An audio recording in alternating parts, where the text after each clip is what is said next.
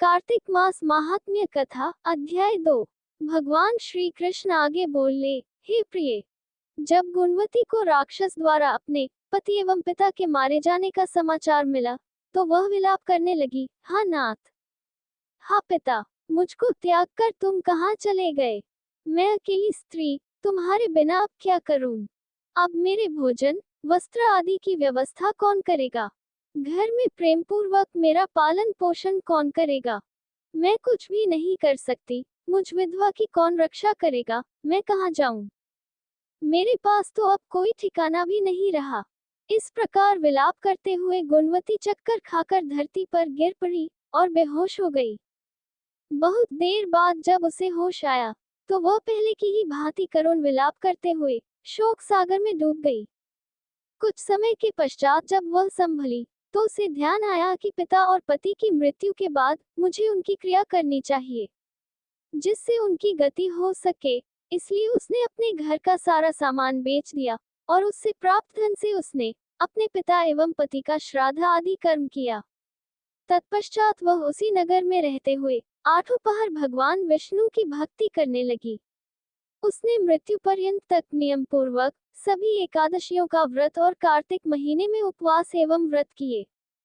हे प्रिय, एकादशी और कार्तिक व्रत मुझे बहुत ही प्रिय हैं। इनसे मुक्ति, भुक्ति, पुत्र तथा संपत्ति प्राप्त होती है।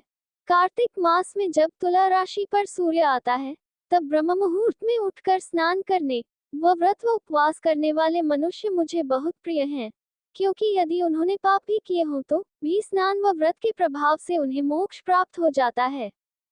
कार्तिक में स्नान, जागरण, दीपदान तथा तुलसी के पौधे की रक्षा करने वाले मनुष्य साक्षात भगवान विष्णु के समान है। कार्तिक मास में मंदिर में झाड़ू लगाने वाले, स्वस्तिक बनाने वाले तथा भगवान विष्णु की पूजा करने वाले मनुष्य जन्म मरण के चक्कर से छुटकारा पा जाते हैं। ये सुनकर गुणवती भी प्रतिवर्ष श्रद्धापूर्वक कार्तिक का व्रत और भगवान विष्णु की पूजा करने लगी।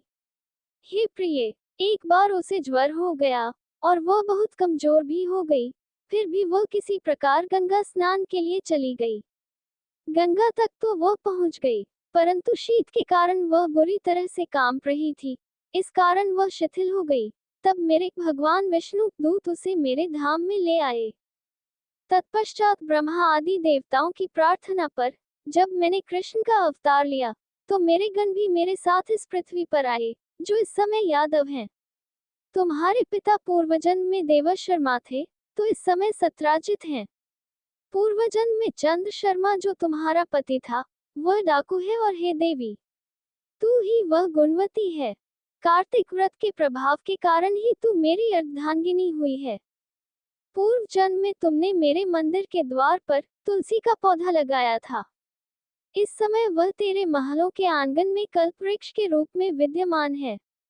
उस जन्म में जो तुमने दीपदान किया था उसी कारण तुम्हारी देह इतनी सुंदर है और तुम्हारे घर में साक्षात लक्ष्मी का वास है।